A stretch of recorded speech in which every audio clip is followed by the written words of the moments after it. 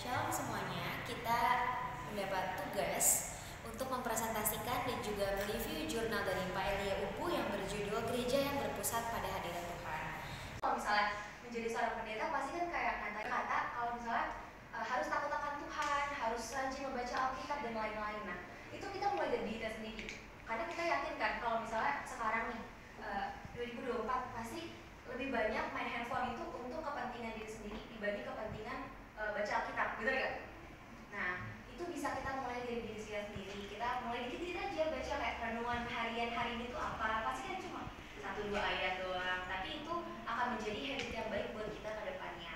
Sehingga ke depannya juga kita bisa menjadi pemimpin yang dapat menjadi teladan dalam gereja.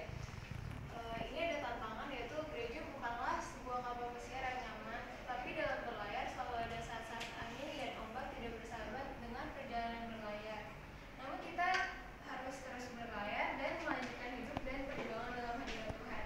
Tuhan menghendaki setiap orang percaya dan para murid untuk terus maju dan Gereja itu sendiri terbagi menjadi dua. Yang pertama ialah ada gereja lokal, yaitu tempat persekutuan orang percaya atau bisa dibilang gereja dalam bentuk bangunan. Dan yang berikutnya ialah gereja universal ataupun bisa dibilang sebagai orang-orang percaya kepada Yesus Kristus ya sebagai kita, karena kita dapat disebut sebagai gereja atau gereja yang am. Nah, gereja itu sendiri kita juga mempelajari bagaimana caranya menjadi pemimpin yang dapat menjadi teladan bagi banyak orang. Karena gereja itu sendiri juga akan mengarah kepada suatu gereja yang misioner, sehat dan relevan apabila kita sebagai umat-umat dalam gereja tersebut dapat menjadi pemimpin yang menjadi teladan juga bagi orang-orang lain. Saya sendiri dalam jurnal ini saya dapat memahami perbedaan antara ajaran orang Farisi dan juga ajaran Yesus yang dapat membantu kita untuk yang pertama memilih ajaran yang lebih baik. Kita dapat memilih ajaran yang lebih sesuai dengan nilai-nilai kemanusiaan dan membawa kita pada kehidupan yang lebih baik. Lalu yang kedua, kita tidak munafik atau kita menghindari sikap munafik seperti orang-orang Farisi tersebut yang hanya mementingkan penampilan luar mereka ketika kita dapat membangun hubungan yang lebih baik dengan Tuhan dan sesama kita dengan mengikuti ajaran yang Tuhan Yesus ajarkan dengan penuh kasih. Maka dari materi ini kita dapat gereja yang mengikuti ajaran Kristus akan lebih menekankan pada kasih, penerimaan dan pengampunan tanpa memperhatikan latar belakang sosial seseorang. Dan mereka dalam gereja akan menciptakan komunitas yang inklusif dan berorientasi pada kasih.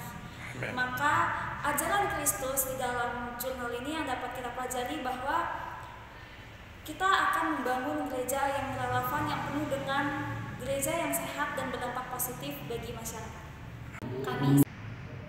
Kami mahasiswa sekuler merasa terberkati dan juga mudah untuk memahami jurnal yang ditulis oleh Pak Elia bahwa kami ternyata adalah gereja yang dimana kita sebagai orang-orang percaya memusatkan diri kita kepada hadirat Tuhan, atau dapat dibilang diri kita sebagai gereja yang am.